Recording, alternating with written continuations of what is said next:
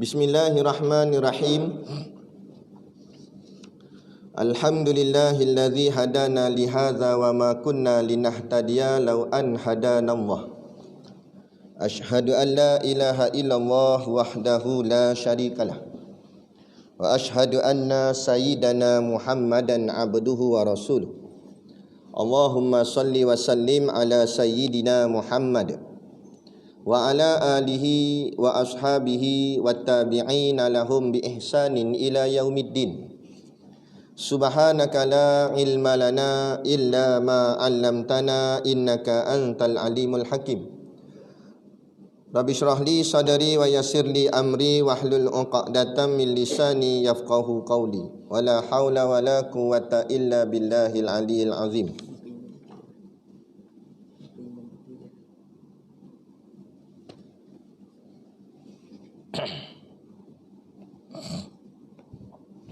Amma ba'd.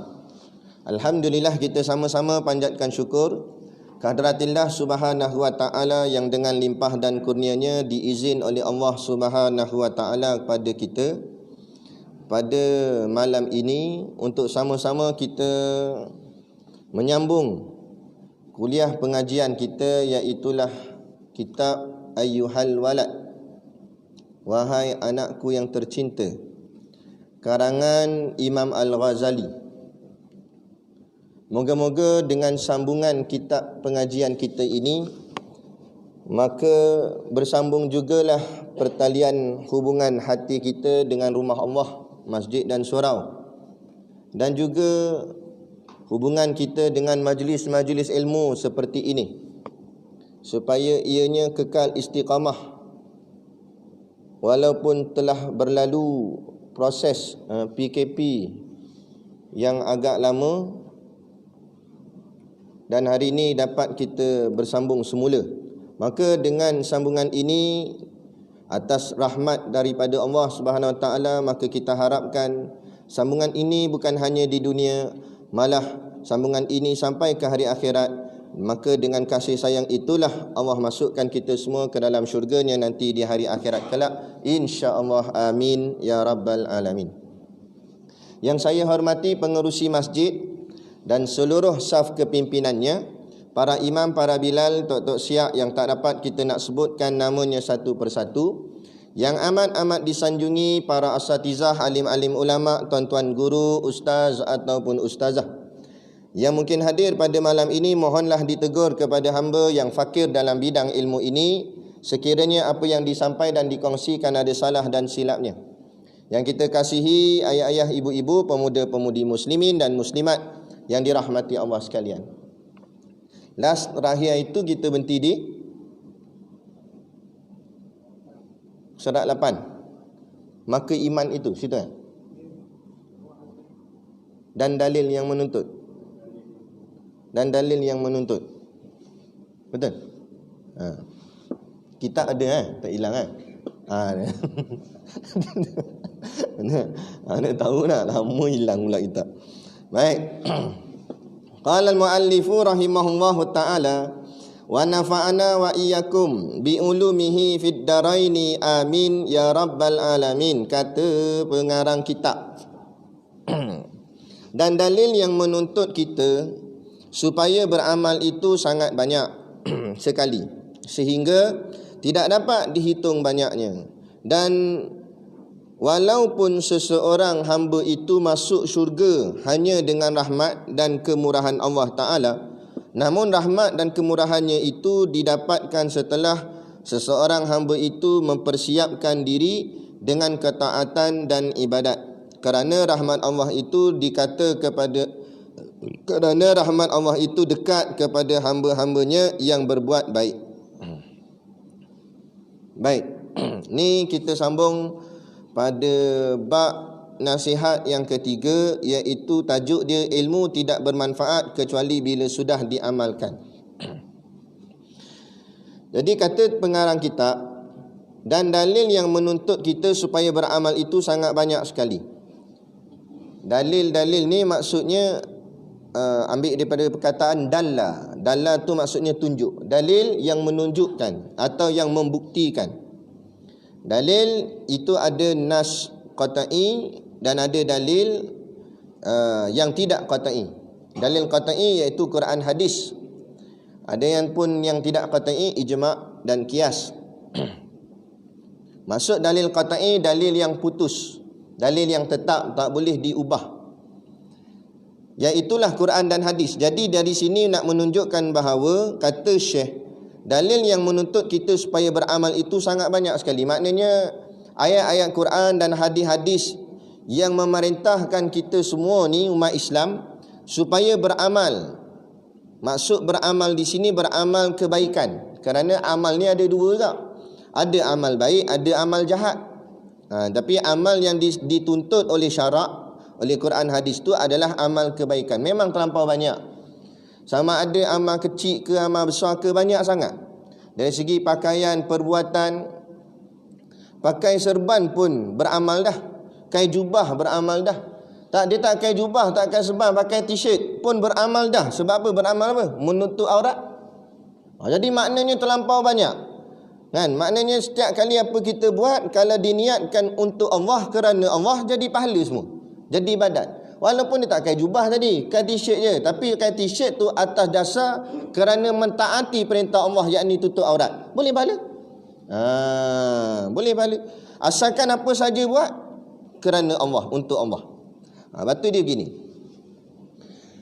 kalau ditanyalah pada setiap orang, siapa-siapa pun lah, sama ada orang baik ke orang tak baik ke, orang masjid ke orang tak masjid ke, bila tanya nak pergi syurga ke nak pergi neraka kalau mati nanti, semua akan jawab nak pergi syurga.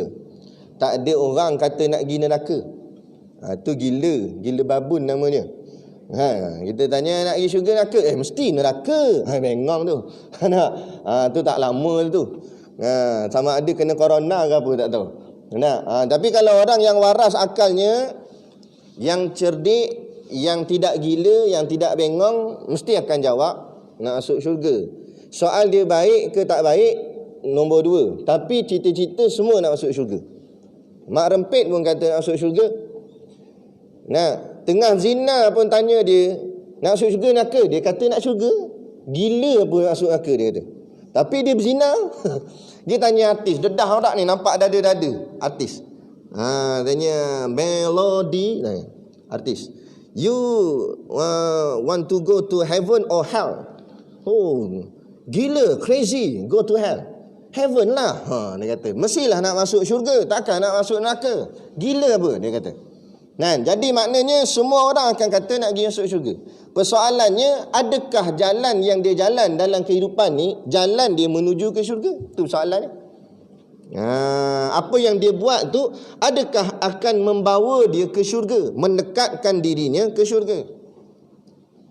Kalau makpit, isak dadah, main judi, tikar nombeko, maksiat zina pun kata nak masuk syurga, dah kalau orang masjid 14 kali lagi nak masuk syurga lah.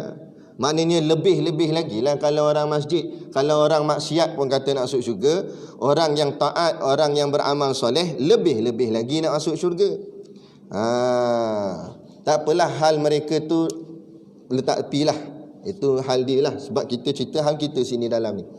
Walaupun kita dah jadi orang masjid, selalu datang masjid, semayang jemaah, beribadat, dengar kuliah macam-macam, tu kalau tengok kat buku log tu tak miss nama dia. Kalau dulu tak ada catatan, sekarang ada catatan, boleh tahu siapa datang, siapa tak datang. Nampak? Nama dia tak miss. Maknanya selalu datang jemaah, selalu datang dengar kuliah. Bagus. Tetapi persoalan yang timbul, adakah amal yang kita buat ni confirm Allah terima dan boleh masuk syurga? Itu soalan yang timbul. Tak payah ambil amal yang belakang-belakang lama dah ni.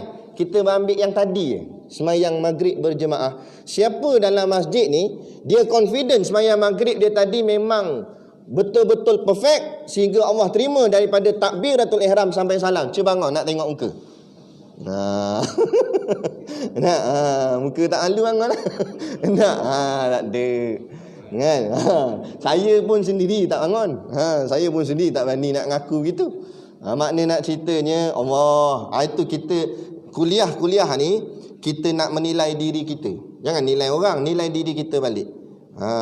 Kita muhasabah, cek balik. Inilah ilmu tasawuf, tazkiyatun nafs, mencuci hati. Lepas tu saya risau bila PKP terlampau lama, kuliah tak ada, kan? Maka hati tu jadi macam mana?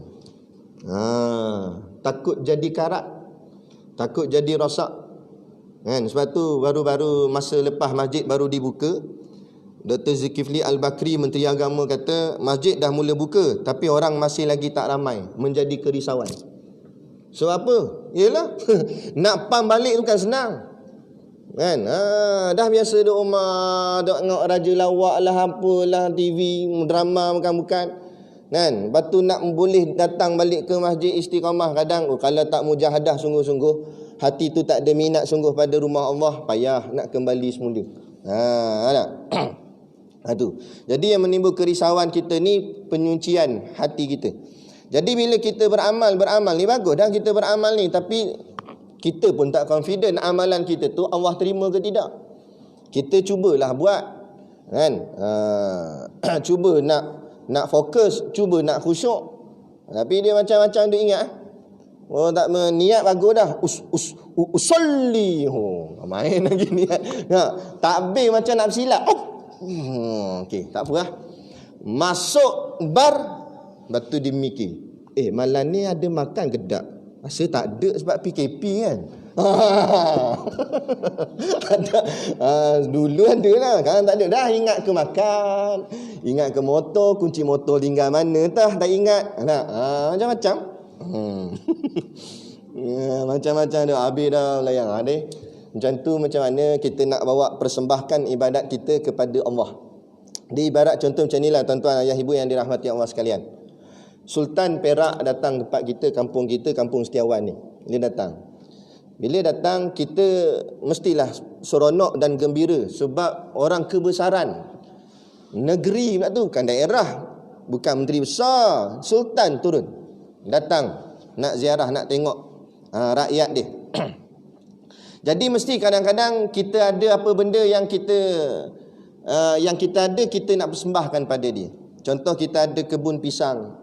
Jadi kita akan cari buah pisang yang paling cantik, yang paling elok, nak dipersembahkan pada sultan. Bila kita cari tengok, kita jumpa inilah yang paling elok pada kita, tapi ada gak bahagian satu dua tu lebam, kan? Yang lain eloklah, kuning sikit. Tapi inilah paling elok. Kalau yang lain tu lagilah semua lebam. Yang inilah elok sikit, ni kita nak bawa. Tapi kadang-kadang kita rasa, sultan nak terima ke? Sebab ni tengok ada lebam. Tapi ni je lah yang aku ada pun. Macam tu juga kita nak bawa amal ibadat kita pada Allah. Kita confident ke amal ibadat kita ni perfect, berkilau, cantik amal dia, sembahyangnya hebat, baca Qurannya hebat, zikirnya hebat, nak bawa di hadapan Allah nanti di hari akhirat. Tengok-tengok ada banyak lebam. Ada banyak tak kena. Mana tak kena, sekali takbir, sekali nguap, dua dalam satu. Allah. Lepas nak bawa yang tu tunjuk ke Allah lah. Macam mana nak? Kita kan kata orang, kata kita lah. Kadang banyak tak ingat je, kan? Ustaz pun lebih kurang dalam duk semayang duk ingat kitab apa masjid ni. Lama dah tak kuliah. Kitab pun tak ingat. Ustaz pun hanyut dah kalau yang tak start lagi. Tu cerita dia, kan? Jadi macam mana agak-agak ni? Jadi kita kena tampung lah. Sebab tu lepas habis semayang disunatkan, mazhab kita, ulama-ulama kita dulu-dulu ada hajar kita pas semayang bukan Assalamualaikum pun angkat punggung belah. Tak. Dia ada pula bacaan-bacaan wirid dia. Tujuan bacaan wirid tu bukan saja-saja nak wirid. Tujuan dia nak tampung balik ibadat kita yang mungkin ada masalah sedikit. Tampung balik Macam kalau ada bocor kita tampal-tampal. Gitulah. Tu yang istighfar, subhanallah, alhamdulillah, Allahu akbar, bacaan-bacaan zikir dan sebagainya. Tapi walaupun bacaan zikir tu pun kita tak confident lagi, kan? Sebab dalam wirid pun kita kelain pula mikir tak. Orang subhanallah dia tengok shilling, subhanallah. Ya, ada sawang dia kata. Nak tengok sawang kan, alhamdulillah, lari kapek dah ni, kiblat lain dah. Anak macam-macam dia kalut ke benda lain. Orang so fokus pada bacaan tu, tak ada tengok tiang lah, tengok apalah kan. Tengok kopiah Tok Imam tak basuh lah, contohlah, bukan sini, tempat lain. Macam-macam lah dia belik ke lain. Ada. Jadi macam mana agaknya, padahal benda tu nak tampung, yang benda tampung pun kena tampung lagi. Benda yang nak tampung pun masih kurang lagi. Allah. Jadi kalau nak betul-betul confident lah, kita boleh. Orang cakap apa, kalau aku mati ni confirm aku perfect ni, masuk syurga lah. Oh, tak berani nak kata. Tok Syekh pun tak berani kata, ulama tak berani kata, wali pun tak berani kata. Tak? Jadi macam mana nak buat bagi elok? Maka begini, ulama ajar kita. Kita dalam kehidupan kita 24 jam, banyak dunia ke banyak akhirat? Jujur lah. Jujur. Dunia lah banyak tu lah. Akhirat tu 5 kali itulah pergi masjid pun. Lebih tu main dam haji kat warung kopi. Contoh lah, kait sawit. Adalah kerja-kerja dunia tu, tak ada masalah, asalkan ianya bukan benda haram. Asalkan ianya bukan benda haram. Maka macam mana nak buat? Ulama ajar kita, jadikan segala amal dunia yang kita buat yang banyak tu, makan, minum, kedai kopi kan, kait sawit lah, pergi cari ikan nelayan lah, tak kira dah kerja apa kita buat pun kat dunia ni. Apa saja amal dunia tadi, ubah dia jadi akhirat, supaya dia jadi ibadat juga. Bila dia jadi ibadat, akhirnya hidup kita semua jadi akhirat. Daripada bangun tidur sampai tidur balik, akhirat belaka. Bila akhirat belaka, nak kata confident tu tak lah, tapi kurang-kurang insya-Allah kot. Macam tu. Insya-Allah kot, amal yang aku dah bawa semua ni, mungkinlah kot, bolehlah nak bawa depan Allah Ta'ala ni. Nak kata confident tak juga, tapi bolehlah, usaha banyak dah ni. Mayang fardu jaga dah, amal-amal sunat buat dah, kemudian dunia pula dibuat jadi akhirat. Macam mana dunia nak jadi akhirat? Dunia jadi akhirat iaitu dengan kita niatkan apa saja perbuatan dunia kita tu kerana Allah, jadi akhirat. Tu je. Innamal a'malu binniyat. Semua perbuatan tergantung atas niat. Wa innama likulli imri'in ma nawa. Dan balasan bagi tiap-tiap orang tergantung apa yang diniatkan. Faman kanat hijratuhu ila dunya yusibuha. Barang siapa niat hijrahnya kerana dunia yang ingin digapainya, au ila imra'atin yankihuha, atau kerana seorang perempuan yang ingin dinikahinya, fa hijratuhu ila ma hajara ilahi. Maka hijrahnya adalah kepada apa dia diniatkan. Nabi kata.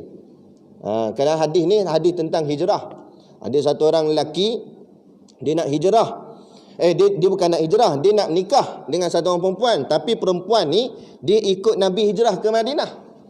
Jadi perempuan ni bagi syarat, kalau kamu nak menikah dengan aku, kamu kena ikut hijrah juga ke Madinah. Maka lelaki ni pergilah hijrah. Maka keluar warid hadis ni. Nabi pun kata, siapa yang hijrah kerana dunia atau kerana perempuan yang ingin dia nikah, maka dia dapat dunia ataupun dia dapat perempuan dia nikah. Tapi kalau dia hijrah kerana Allah dan Rasulnya, maka dia dapat Allah dan Rasulnya. Begitu juga. Maka daripada hadis inilah ulama kata betapa pentingnya soal niat. Maka sebab tu dah dalam rukun-rukun ibadat kita, ulama meletakkan syarat-syaratnya, mesti ada niat di hadapannya. Mesti pertama sekali niat. Jadi begitu juga dalam kerja buat dunia kita, pastikan niat kerja buat dunia kita tu untuk Allah, untuk Rasulullah, untuk Islam, maka dia akan jadi akhirat. Tak kira lah buatlah apa pun. Makan, kita makan saja je. Tapi biar makan kerana Allah. Naikkan dalam hati, ya Allah, aku makan ni sebab supaya badanku sihat, boleh ibadat padamu. Maka makan jadi ibadat. Setiap suapan pahala belaka. Kenyang nombor 2, lazat nombor 3. Tak, kerana Allah dulu nombor 1. Jadi tak sia-sia lah, buatlah apa pun. Termasuk minta maaf cakap, ulama kata buang air kecil, buang air besar pun, kalau buat kerana Allah boleh pahala. Macam mana? Kita nak semayang masuk masjid, tiba-tiba aircon sejuk, terasa nak terkencing. Kita ada pilihan, nak semayang dulu baru kencing atau kencing dulu baru semayang. Kita mikir, kalau aku semayang dalam keadaan menahan kencing, nanti aku tak khusyuk betul-betul padamu ya Allah. Baik aku selesaikan segala hal-hal ni yang akan mengganggu hubunganku dengan engkau dalam solat nanti. Jadi aku selesaikan dulu kencing berak apa semua, buang air kecil, buang air besar ni. maka barulah aku akan semayang. Maka jangan jaga hubungan tu, boleh pahala. Buang air kecil tadi tu. Buang air besar boleh pahala. Deguk jatuh, ting naik satu pahala. Kalau cirit naik. Nampak? Nak ceritanya tu. Maknanya bila kita jadi Islam, tidak ada satu perkara pun yang jadi sia-sia dalam perbuatan kita bila kita niatkan kerana Allah. Itu lebihnya Islam dengan kafir. Kafir buatlah apa pun bukan kerana Tuhan, bukan kerana Allah, buat kerana dunia. Dia nak kaya tu, tanya Cina-Cina apek jual niaga kedai apa semua. Dia buat kerana apa? Kerana Buddha ke apa? Kerana Kristian ke apa? Tak. Dia kata kerana untung lah. Kalau untung, rugilah. Dia kata. Tiba tanya Ahmad Melayu Islam. Ni niaga sebab apa? Mau untung lah. Sama. Ahmad Chong nama dia. Ada pula sama dengan kafir. Kita buat kerana Allah. Untung nombor 2. Kelebihan dunia nombor 3, kan? Ada pun nak cari kelebihan akhirat dulu. Sehingga kan dulu ada satu orang bisnes, dia buat ni apa nama fishball ni, meatball apa semua itulah. Sehingga kan dia kata dia terpaksa jual murah sampai dia kena menanggung rugi 3-4 bulan. 3-4 bulan tu memang tak payah kata balik modal, rugi siap. Untung memang jauh sekali, rugi siap. Sampai orang tanya, apa berniaga sampai rugi ni? Dia kata, biar aku rugi dunia, tak rugi akhirat. Aku buat ni kerana tujuan nak selamatkan umat aku, umat Islam. Kerana orang Islam nak makan kat fishball apa semua ni. Tapi banyaknya buatan orang kafir. Tak tahu kesahihan halalnya macam mana apa sebagainya. Ni kita buat, kita ikut berlandaskan syarak.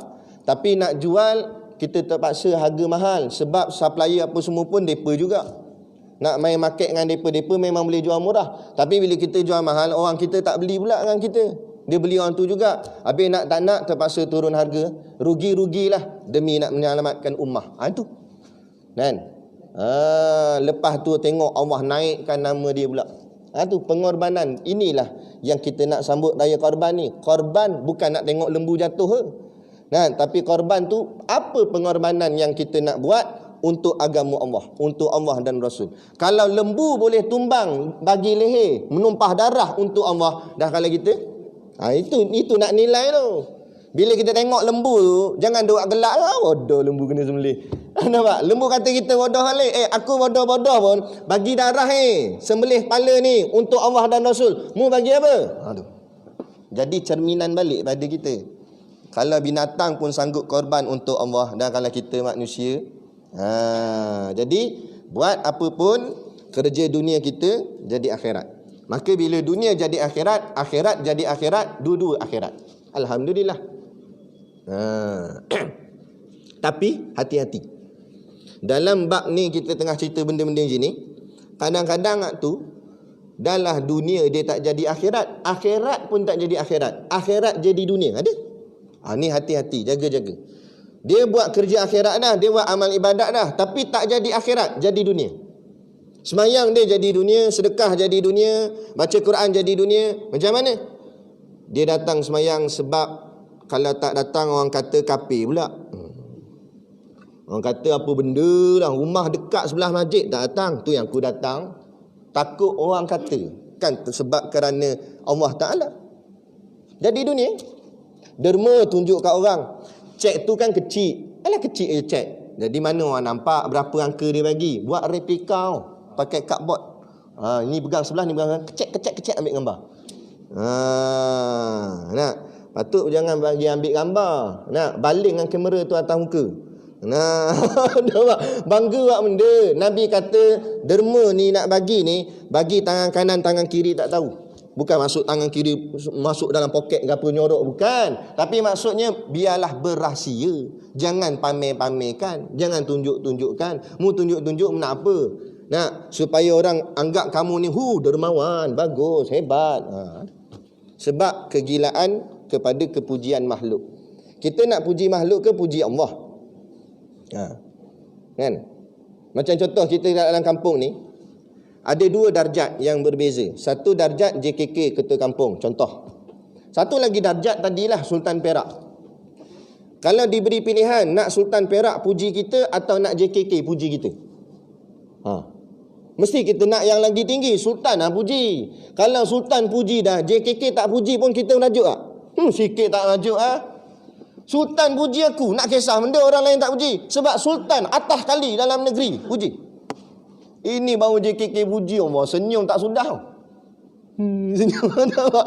Seronok bukan main. Padahal baru JKK je contoh. Macam tu juga dalam masalah akhirat ni. Allah yang paling besar sekali, Tuhan segala-galanya, Dia puji kita. Kalau bila Allah yang puji kita, dah setakat makhluk puji, nak heran mana? Makhluk tak puji pun kita tak heran, kalau Allah sudah memuji kita. Sebab apa? Memandang kebesaran Allah di sana. Allah yang sangat hebat. Itulah buat tak payahlah mencari kelebihan-kelebihan dunia. Ambil kelebihan dunia tak salah, tapi jangan mencari-carinya. Ada sudah orang puji kita, ucap syukur, tapi jangan mengharapkan orang memuji kita. Ada. Ustaz ada harap pujian ustaz. Kami ada grup sama-sama ustaz. Jadi ada satu orang ustaz tu, dia buat kuliah kat satu masjid. Kebetulan kuliah dia memang ramai orang. Ramai orang datang. Jadi sebelum dia kuliah tu, dia ambil gambar, kecek. Dia ambil sini. 3. Nak tunjuklah orang tu ramai. Dia pun post lah dalam grup ustaz-ustaz tu, grup asatizah, bubur gambar. Dia kata, alhamdulillah kuliah ana malam ni banyak ramai sambutan. Tapi dia komen dia seorang tu kan, dekat berapa minit, 15 minit tak ada siapa komen, tak ada siapa kata apa. Tiba-tiba dia komen pula, korang tak kata apa-apa ke? Nak katalah sikit, dia kata. Lepas tu baru direct semua ting naik tam. Naik ibu jari ni, bagus. Dia nak pujian. La ilaha illallah. Biarlah ramai ke sikit, Allah yang tahu keikhlasan kita menyampaikan. Tak mengharapkan pujian. Tu ustaz. Aduh, ni benda ni memang payah nak jaga. Ustaz tak ustaz, kalau tak jaga habis. Benda ni memang kena jaga selalu. Sebab itulah dinamakan dia ilmu tasawuf ni tazkiyatun nafs, mencuci hati. Seperti mana hidup kita pun, setiap hari kita akan cuci diri kita, jasad kita ni. Kita mandi. Bangun pagi mandi, kadang lepas habis buat kerja-kerja tengah hari mandi lagi. Petang nak pergi sembahyang maghrib mandi pula. Pas malam panas pula mandi pula lagi. Mandi saja. Mandi sebab apa? Nak cuci jasad, cuci badan supaya tak melekit, tak bau busuk, tak bau kepam. Begitu juga hati. Hati kena cuci selalu. Sebab itulah dalam 3 ilmu yang fardu ain, tauhid, fiqh, tasawuf, ulama cakap mengaji tauhid sekadar kamu yakin makrifah, kenal Allah. Kamu kenal Allah, kenal Rasulullah, pegang sifat-sifatnya, kemudian amalkan dalam kehidupan, sudah memadai. Walaupun tidak membicarakannya dalam-dalam, macam ulama-ulama tauhid yang tersohor, tak payah bicara sampai dalam sangat pun tak apa. Macam belajar sifat 20 atas-atas je, tak adalah sampai belajar daur at-tasalsul yang hurai yang dalam-dalam, kitab yang tebal-tebal pun sudah memadai bagi orang awam. Adapun kalau ilmu fiqh pula, memadai kita mengaji sekadar keperluan dalam kehidupan kita beribadat, kita tahu hukum hakam dia. Kalau sembahyang gini apa hukum, kalau jadi macam ni apa hukum, sekurang-kurang gitu. Adapun masalah khilafiyah tak payah kita ambil tahu sangat. Sebab itu golongan-golongan atasan, para mufti, alim ulama, dia kena kupas tanpa dalam. Macam kita ni dapat SOP, kata mufti boleh sembahyang jarak, dah lah. Nak cari pula mana ayat Quran kata sembahyang jarak. Pula dah. Bukan bahagian kita tu. Kalau bahagian kita tak apa dah. Ni bukan bahagian kita. Tak apa, kita ikut je lah. Macam kita pergi kedai makan, orang dah siap masak nasi goreng apa semua dengan lauk telur. Tak payah tanyalah telur ni ayam mana. Ayam mana satu lah telur ni. Tak payah tanya. Jenuh lah tukang masak tu, ambil senduk ketuk kepala. Nak makan je lah dia kata. Macam tu kak. Jadi itu kerja ulama. Dia chef. Dia yang tahu apa bahan nak bawa, dalil mana nak bawa. Dia bagi kat kita barang dah siap hidang. Itu ilmu fiqh. Jadi kata ulama, orang awam memadai sekadar itu saja. Tetapi bila ilmu yang ketiga ni, ilmu tasawuf, kata ulama, orang tanya ulama, ilmu tauhid faham dah mengaji takat mana, ilmu fiqh faham dah mengaji takat mana, dan ilmu tasawuf nak mengaji takat mana? Kata ulama, mengaji sampai mati. Maknanya tauhid mungkin ada had dia, fiqh ada had dia, Tapi sampai tasawuf tak ada had. Belajar sampai bila-bila, sampailah Allah ambil nyawa kita. Sebab apa? Sebab ilmu tasawuf tu bab macam mandi tadi. Dia sentiasa. Nak mandi ni bukan mandi masa muda je. Sampai ketua kena. Mati mandi lagi. Maknanya kena cuci, selalu cuci. Kalau tak cuci, habis. Sebab tu pesan Tok Guru Haji Hitam kepada Tok Guru Siddiq Noh. Tok Guru kepada Tok Guru Siddiq Noh, namanya Tok Guru Haji Hitam, Pondok Tanjung Bedik, Al-Ustaz Kedah. Dia pesan kat Ustaz Siddiq. Kata, "Dek, jangan tinggal satu harimu daripada tidak membaca kitab-kitab tasawuf. Dapat baca sebaris pun jadi," dia kata. Jangan tinggalkan satu hari kita berlalu tanpa membaca kitab tasawuf. Kerana setiap kitab tasawuf itu, dia akan mencuci hati kita. Maka jangan tinggal walaupun sekali pun dalam sehari. Kerana takut hati ni akan liar. Kan? Akan jadi lara, akan jadi kurang lazat dah kepada ibadat. Satu tak belik, kadang-kadang ada kita lihat ada orang dulu bukan main, baguslah kita puji dia istiqamah dengan jubah serban dan sebagainya. Tapi kadang-kadang kalau kita perasan, ada orang kalau dia tak jaga betul-betul benda ni, dia akan lucut satu-satu. Lama-lama serban hilang. Tinggal kopiah saja boleh tahan lagi. Lain kali dengan jubah-jubah hilang. Okey, lagilah kain baju Melayu kain pelekat. Lain kali dengan kopiah belum tinggal. Dengan baju Melayu kain pelekat je. Lain kali baju Melayu pun tak ada, kain pelekat saja. Lama-lama dah tinggal habis dengan t-shirt sebelah jin. Memanglah bukanlah sampai jadi berdosa tak. Tapi kenapa dulu mu boleh istiqamah dengan sunnah, tiba-tiba hilang satu-satu sunnah. Itu tanda kamu sebenarnya semakin jauh dengan Allah. Maka cek balik apa yang silap ni. Perbetulkan balik. Hati-hati. Jadi ni dia kata. Jadi apa saja amal. Jadi janganlah kita buat bahagian akhirat tak jadi akhirat tapi jadi dunia. Kan? Buat amal akhirat tapi tak jadi akhirat, tak dapat pahala, jadi dunia, rugi. Jadi ini dia kata dalam kitab ni kata dah terlampau banyak dalil-dalil yang menyuruh kita melakukan segala amal kebaikan. Jadi apa pun amal kebaikan jangan pandang kecil ke besar. Kalau kita rasa kita mampu buat. Dan kita jalan-jalan tersepak, tengok-tengok taik cicak dalam masjid. Tak payah gaduh komplain AJK kebersihan. Ni tengok, AJK kebersihan tak buat kerja ni. Tengok taik cicak tu lah. Tak payah cakap banyak, ambil pergi buang.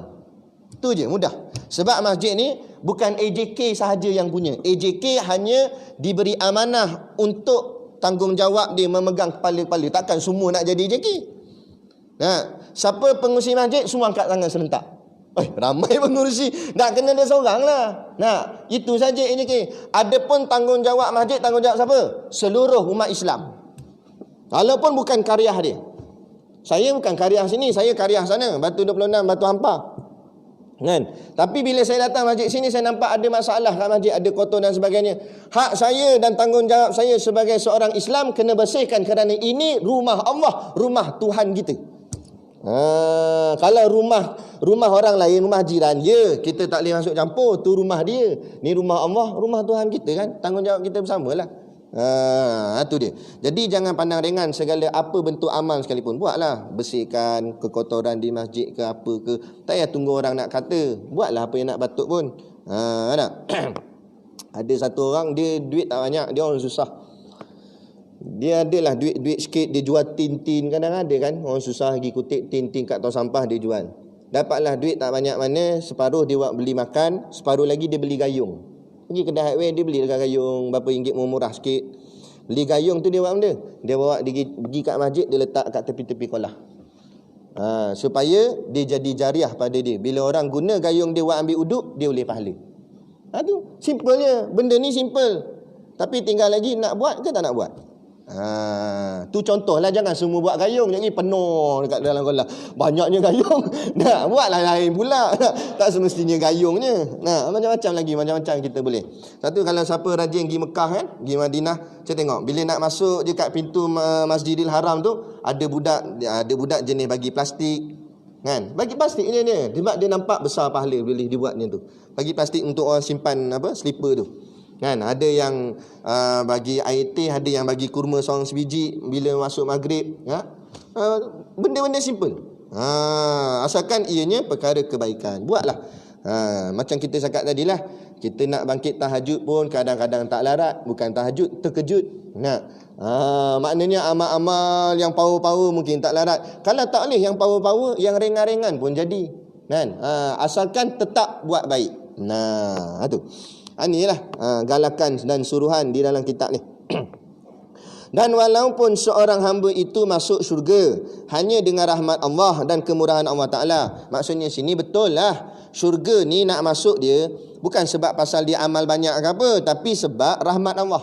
Sebab Allah sayang kat dia, sebab Allah kesian kat dia. Sebab tu disebut kasihan. Ar-Rahmanir Rahim, Maha Pemurah, Maha Pengasih, lagi Maha Mengasihani. Kan disebut Maha Mengasihani. Mengasihani itu sebab kesian. Allah kesian dengan kita. Bila kesian, Allah masukkan kita dalam syurga. Sebab tu kadang-kadang di dunia ni Allah sengaja bagi kita susah. Sebab istilah kesian ni bagi orang susah. Betul tak? Ada orang jadi kaya kata kesian. Kereta kat 8 biji, siap ada helikopter atas bumbung, sian. Pakai helikopter dia, sian. Sian tok pun sian. Apa nak sian, dia kaya dah. Nampak? Taraf kesian ni tahap susah. Lepas tu kadang-kadang Allah susahkan hamba dia. Kadang sama ada susah dunia atau susah akhirat. Kan? Orang yang kaya dunia mungkin susah akhirat. Tapi kalau dia pulun, kadang-kadang dia sibuk dengan kerja dia, tapi dia tetap juga cari masa untuk datang rumah Allah masjid. Kan? Orang banyak petikai dia lah, kaya je tapi tak datang. Kadang-kadang mungkin dia niat nak datang, tapi terlampau sibuk urusan-urusan dia, tapi dia paksakan diri juga. Kadang-kadang tak dan balik rumah dalam baju dengan tali leher apa semua, pergi singgah sembahyang maghrib, dengar dulu kuliah. Usaha dia itu dia tunjukkan kesian daripada ya Allah. Allah, walau kau sibukkan aku dengan dunia, tapi aku nak juga pergi rumahmu. Kesian aku. Dengan kesian tu Allah masukkan dia syurga. Ada orang Allah kesian, Allah susahkan dia dengan dunia. Macam kita kebanyakan lah. Rumah pun tiang sengit. Hidup susah. Naik kereta pun tekan signal, naik wiper.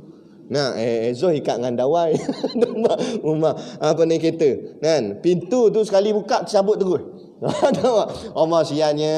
Tapi sian-sian pun dia tetap istiqamah dengan agama Allah. Datang. Ada kadang-kadang Allah uji dengan sakit tubuh badan. Sakit ada di Kedah. Apa nama tempat tu? Masjid Padang Temusu. Kan? Dekat Kedah. Saya dulu bawa Tok Guru lah, Tok Guru Siddiq Noh, jadi driver dia. Kita bawa lagi Tok Guru kuliah situ.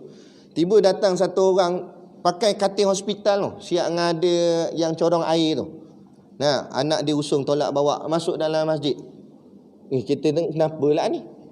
Kalau nak sembahyang mayat tak mati lagi. Nampak dia kenapa datang? Dia kata nak dengar kuliah. Allahu Akbar.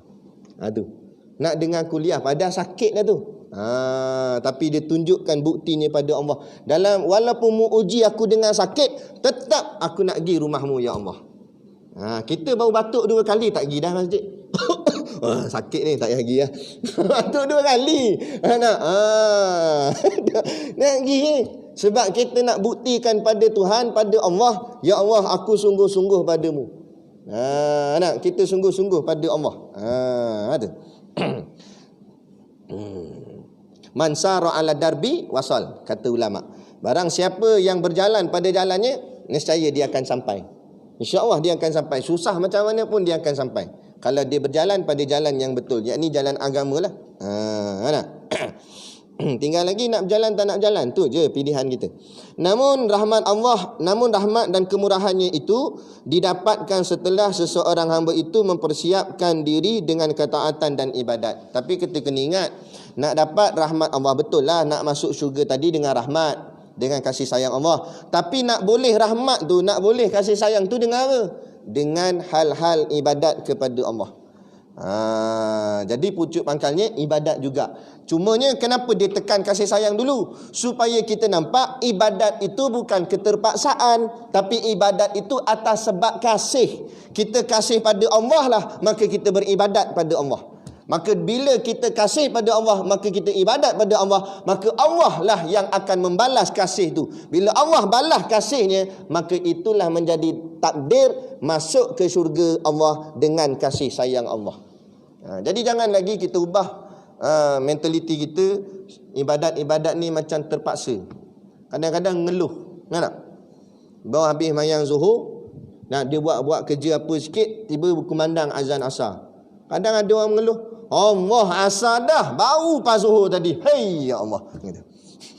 Jangan ngeluh seolah-olah macam asar tu beban ke kita, terpaksa nak kena buat. Buatlah dengan penuh rasa kasih.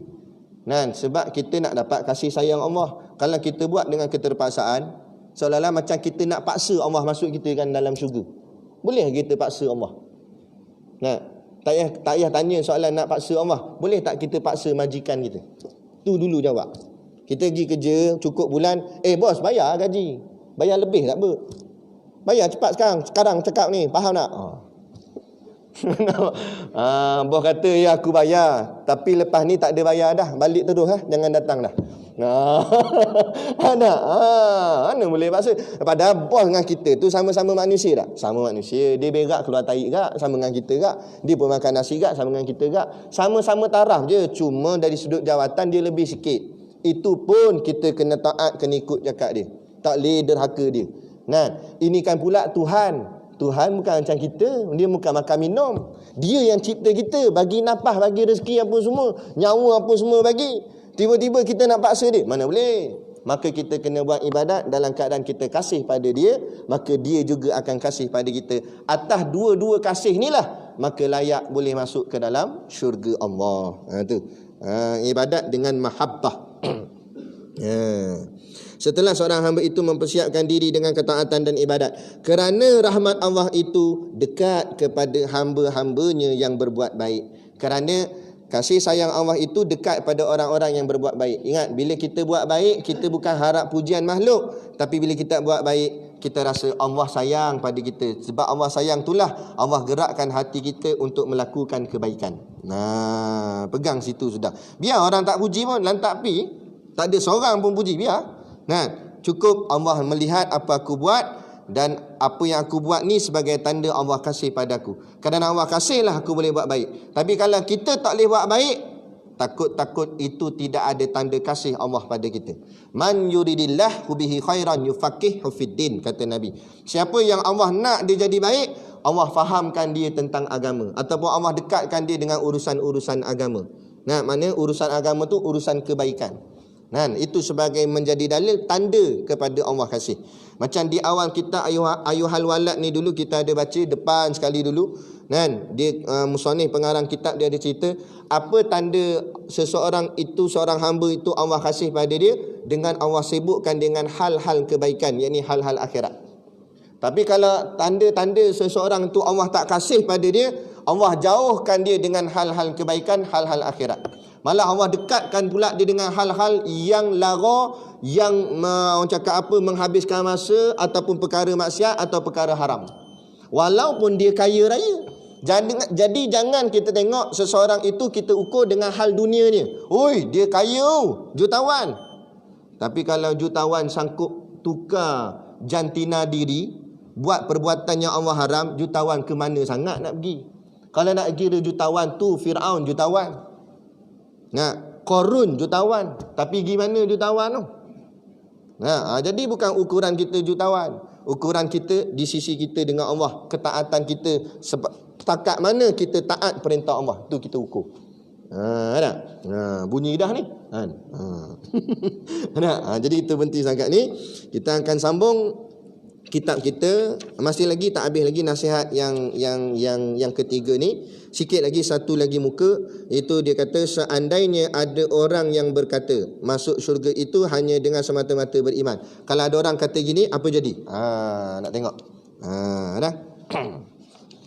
Jadi kita sambung situ. Jadi macam biasa kuliah ni kita ada bawa sedikit barang niaga lah untuk menampung sekolah pondok dan juga tahfiz kami. Maklumlah masa PKP dulu, semua ustaz tak boleh keluar pun, duduk situ lah pondok. Untuk guru pondok-pondok, kami pun ustaz-ustaz pondok-pondok. Jadi bila ni barang-barang niaga stuck macam tu je lah, tak berjalan kan. Nak cari dana untuk sekolah. Lepas tu baru-baru ni lah, lepas-lepas habis PKP apa semua ni, dah orang cakap apa, dah kurang PKP ni, baru dah sekolah dah boleh buka balik. Datang bil elektrik. Mengejutkan lah. Bil di pondok bahagian masjid saja cecah 8,000. Kalau dulu-dulu sebelum tu baru berapa ni je, kat 1,000 lebih gitu je. Ni sampai kat 8,000. Okey lagi lah. Lepas tu bil tahfiz kat 2,000. Selalu bil tahfiz kami sebulan dalam 400 gitu je, 300 ke 400. Sebab memang pakai pun tak banyak mana pun. Ini kat 2,000 kan. Jadi kita pun terkejut juga, awak banyak sangat ni kan. Tak nak bayar, nak mogok, nanti pakai lilin pula. Nak pakai bayar jugalah. Tapi itulah, pelan-pelan lah insya-Allah. Dengan bantuan tuan-tuan dan puan-puan, membelilah sambil menderma. Moga-moga dapat membantu gerak kerja Islam seperti mana kerja sekolah yang kami buat ni. Nah, walaupun tuan-tuan tak ada sekolah agama dan sebagainya, tapi tuan-tuan membantu kerja agama ni dikira macam bahagian tuan-tuan juga. Moga-moga kita bersama-sama boleh masuk ke dalam syurga Allah atas usaha dan ikhtiar perjuangan kita di atas muka bumi ini insya-Allah. Jadi sekadar tu dulu. Wabillahi taufik wal hidayah. Wassalamualaikum warahmatullahi wabarakatuh. Telur masin ada kan? Telur masin ada. Telur masin ada. Jadi 3 bulan tak ada kuliah kan? Jadi kena beli 3 balang seorang. Wallahu a'lam. A'udzubillahi minasyaitonirrajim. Bismillahirrahmanirrahim. Alhamdulillahirabbil alamin wassalatu wassalamu ala asyrafil anbiya'i wal mursalin sayidina Muhammad wa ala alihi washabihi ajmain. Allahumma taqabbal minna salatana wa du'aana innaka antas samiul alim wa tub alaina innaka antat tawwabur rahim. Allahumma ja'al dinana dinan nabi Muhammadin sallallahu alaihi wasallam wa islamana islamal muslimin wa imanana imanal mu'minin wa salatana salatal khashiin wa a'malana a'mala salihin wa niyatana niyatal mukhlisin wa dhunubana ya Allah dhunubal mustaghfirin wa hayatana hayatal ulama wa mautana bimauti syuhada wa dhinal jannata ma'al anbiya'i alaihi wassalatu wassalam. Rabbana atina fid dunya hasanah wa fil akhirati hasanah wa qina adzaban nar wa qina adzaban nar wa qina adzaban nar. Wa sallallahu ala khairi khalqihi sayyidina Muhammad wa ala alihi washabihi wasallam. Subhana rabbika rabbil izzati amma yasifun. Salamun alal mursalin walhamdulillahi rabbil alamin. Amin ya rabbal alamin. Taqabbalallahu minna wa minkum. Takbir.